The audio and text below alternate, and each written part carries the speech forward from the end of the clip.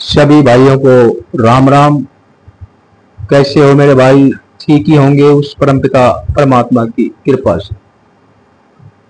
हमारे भारत देश में बड़े बड़े संत तपस्वी हुए हैं, जिनमें एक संत सूरदास जी महाराज हुए हैं। उनकी दिए हुए ज्ञान की कुछ चर्चा करते हैं।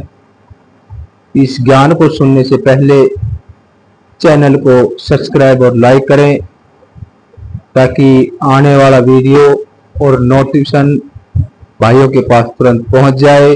और चैनल को सब्सक्राइब कर लें और वीडियो को शेयर जरूर करें। यह संत सूरदास जी महाराज की रूह को उभारने वाली वाणी है। इस शब्द में सूरदास जी महाराज एक पूर्ण संत के लक्षण बता रहे हैं। ये लक्षण है बाल स्वरूप, पवित्र भाव, अतीत देह भाव से ऊपर है, उदासी भागों के प्रति उदासीन। यह एक विषय विख्यात तथा फैक्ट है कि संत सूरदास जी महाराज हिंदी के प्रथम कवि हैं, जिन्होंने इस प्रकार के 1 लाख पदों की रचना की है और संसार को भक्ति का एक महान प्रेरणा देने वाला साहित्य दिया है। भगवान कृष्ण की बाल लीलाओं का सूरदास जी महाराज ने जो वर्णन किया है, उससे वास्तव रस टपकता है। वास्तव का अर्थ माँ बाप को बच्चे के प्रति प्रेम और बालक का माँ बाप के प्रति प्रेम है। इस पद में संत सूरदास जी ने समय को एक बालक के रूप में माना है और परमात्मा को सवर शक्तिमान, सवर कर्ता, सवर व्यापक और सृष्टि संचालक, पूर्ण प्रेम एवं पूर्ण ज्ञान स्वरूप बताया है। सूरत शब्द योग के अनुसार प्रारंभ में परमात्मा अकेले थे, और जब उन्होंने एक से अनेक होने का संकल्प किया तो उससे एक हिलोरा, एक तरंग उत्पन्न हुई। उस तरंग के 2 भाग हैं, ज्योति और सृष्टि। आज के विज्ञान ने भी इस बात को मान लिया है कि यह संसार एक तरंग है, वाइब्रेशन मात्र है। ज्योति और सृष्टि की उस धारा से 5 मंडल बने। पहला जो मंडल बना वह महाचेतन का देश सचखंड है, जिसमें शुद्ध चेतन ही चेतन है। दूसरा जो मंडल बना उसको पार ब्रह्मा कहते हैं।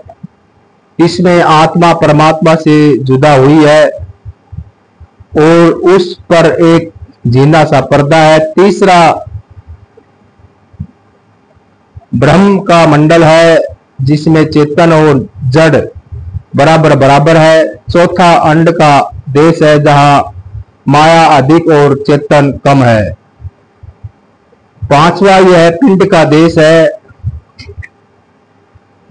जहां हमारी धरती, आसमान, सूर्य, चंद्रमा और अनंत ग्रह नक्षत्र हैं, जिसमें हम रह रहे हैं। यहाँ भौतिकता ही भौतिकता है अथवा जड़ता और अज्ञान है, जिसमें माया ही माया है। चेतन तो केवल हमारी आत्मा है। जब ये मंडल बन गए तो परमात्मा ने उसे हृदय के टुकड़े अपनी अंश आत्माओं को इन 500 मंडलों पर बसने हेतु भेजा। 4 मंडल सूक्ष्म है और 5वां पिंड का देश स्थूल है। इस स्थूल देश में हमारी आत्मा 84 लाख योनियों में भटकते भटकते अपने स्वरूप को भूल गई। संत सूरदास जी महाराज दया करके हम आत्माओं के लिए परमात्मा के से प्रार्थना कर रहे हैं कि हे प्रभु, आप तो सबके दिलों की जानने वाले हैं, सबको चलाने वाले हैं। आप सब आत्माओं के पिता परमात्मा हैं। समय को लक्ष्य बनाकर हम सब आत्माओं को संबोधित करके परमात्मा से पुकार करते हैं। मनुष्य 16 ही सृष्टि में सर्वश्रेष्ठ 16 है। इसे नर नारायणी देह हरि मंदिर असर फूल मकुलता कांत कहते हैं। परमात्मा ने इसमें वे सब विशेषताएं रखी है जिसके द्वारा हमारी आत्मा परमात्मा में जाकर पुनः लीन हो सकती है। पशु में और मनुष्य में यही अंतर है कि मनुष्य के पास विवेक बुद्धि है, जैसा कि संत सूरदास जी महाराज फरमाते हैं कि हमें आकाश तत्व प्रबल है और यह सत्य और असत्य का निर्णय कर सकता है, सत्य को ग्रहण कर सकता है और असत्य के से लाभ उठा सकता है। सूरदास जी महाराज इसी सतर लवलित है और अस्तित्व पर हमारे सामने जिंदगी और मौत की गुत्थी को सुलझा रहे हैं। एक पूर्ण संत अपने शिष्य को किस प्रकार की शिक्षा देता है यही बता रहे हैं। नामदान के दिन जब गुरु शिष्य को नाम की दौलत बख्श देता है और शिष्य को बताता है कि निश्चित होने का रहस्य क्या है, किस प्रकार से हम बेफिक्र होकर रह सकते हैं, हमारे जीवन में से सांसारिक इच्छाएं, राग देशु लोभ मोह अहंकार और भय किस प्रकार निकल सकता है। इस शब्द में बालक और पिता का पूर्ण संयोजन, मेल मिलाप, दिल से दिल की राह और प्रेम तथा निर्भयता एवं सुरक्षा का भाव दर्शाया गया है। बालक और पिता का तो शारीरिक संबंध है, गुरु और शिष्य का आत्मा संबंध है। समर्थ गुरु के शिष्य पर सदा गुरु का हाथ है और मुनासिब मदद, दया, रक्षा और सहायता शिष्य को गुरु की ओर से प्राप्त होती रहती है। इसलिए पुत्र एवं शिष्य दोनों का समान दर्जा है। बालक का ध्यान जिस प्रकार माता पिता और गुरु करते हैं उसी प्रकार परमात्मा का ध्यान रखता है। हे प्रभु, हे गुरुदेव, आप मुझे जिस प्रकार से रखेंगे उसी प्रकार से मैं रहूंगा।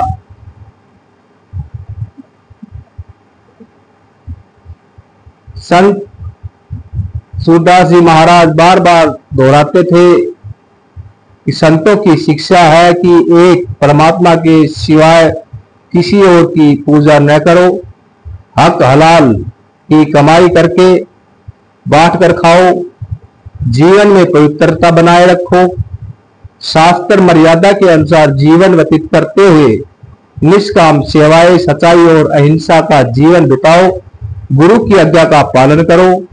गुरु क्या कहता है? तन मन धन सब प्रभु की अमानत है।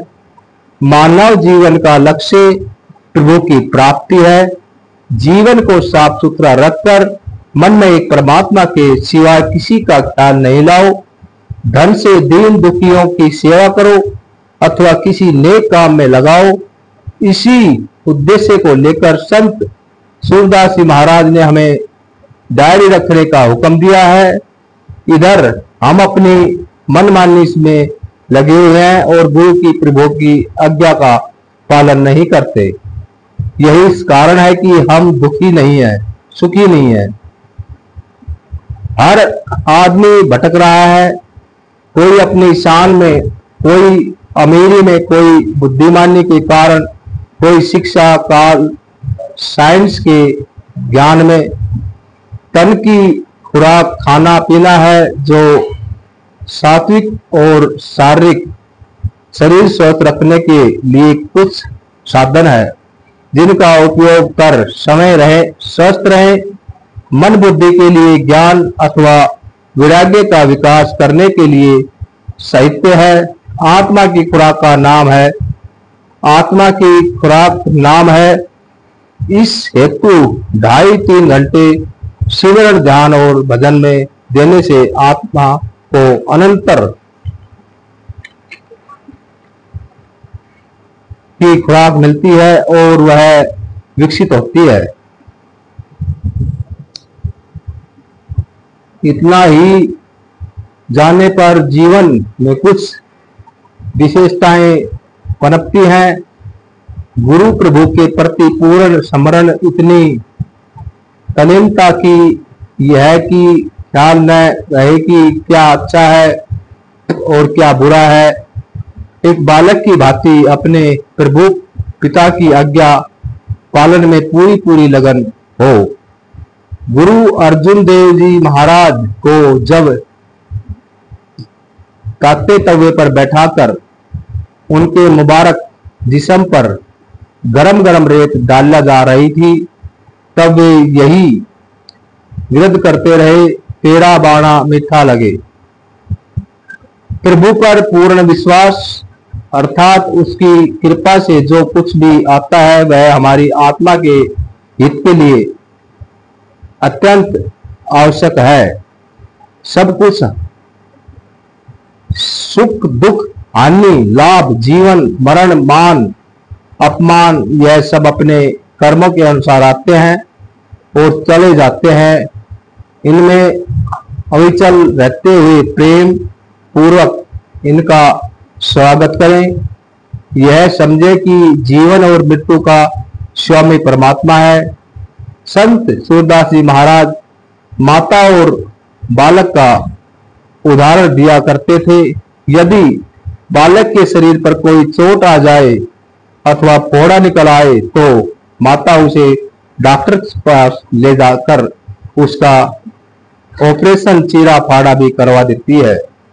जब चीर फाड़ की प्रक्रिया शुरू होती है तो माता बालक की आंखों में प्रेम भरी दृष्टि डालती है। बालक भी माता की दृष्टि से दृष्टि मिलकर अपने आप को भूल जाता है। साथ में यह भी भूल जाता है कि जिस्म में कोई चीरा फाड़ा हुई या की गई या उसमें कोई दर्द भी हुआ है। इन सब के भी ऊपर संत सूरदास जी महाराज संतों के उच्च आदर्श को दर्शा रहे हैं। विधि के विधान को जानकर उसके अनुसार जीवन जीना, ऐसा जीवन सहज ही मान को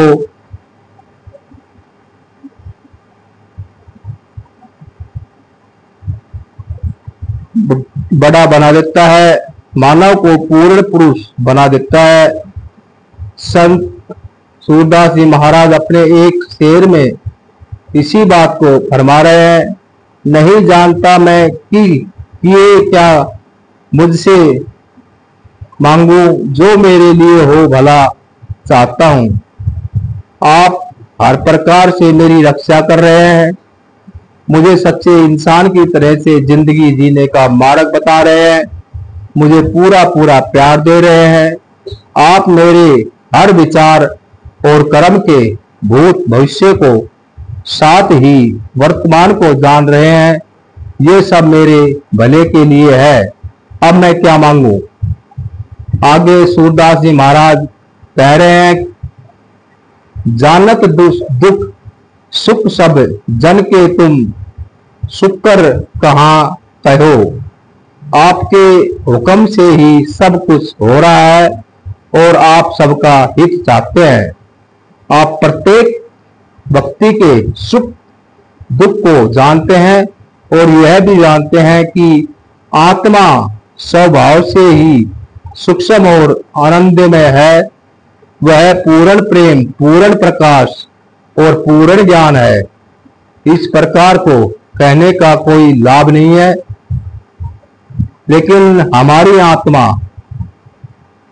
इस माया के देश में पांचों इंद्रियों के भोगों रसों में लीन हो गई है, क्योंकि हम अपने आप को शरीर मानकर उसकी रक्षा में सारा जीवन बिता देते हैं और जीवन व्यर्थ चला जाता है।